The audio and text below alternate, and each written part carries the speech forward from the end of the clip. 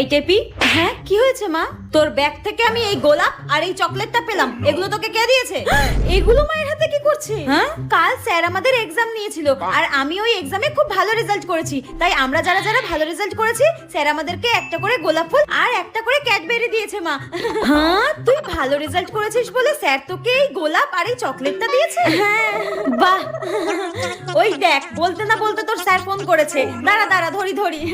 যেখানে বাঘের ভয় সেখানেই সন্ধে হয়। স্যার ফোন করছে কেন?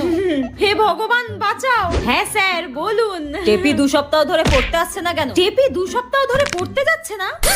কিন্তু স্যার, কালকে তো আমার মেয়ে টেপি আপনার কাছে পড়তে গিয়েছিল। আপনি সরস্বতী পুজোর দিনও এক্সট্রা ক্লাস নিয়েছেন, পড়িয়েছেন। আমার মেয়ে ভালো রেজাল্ট করেছে বলে আপনি ওকে গোলাপ ফুল চকলেট দিয়েছেন, তাই না? কালকে তো আমি কাউকে পড়াইনি।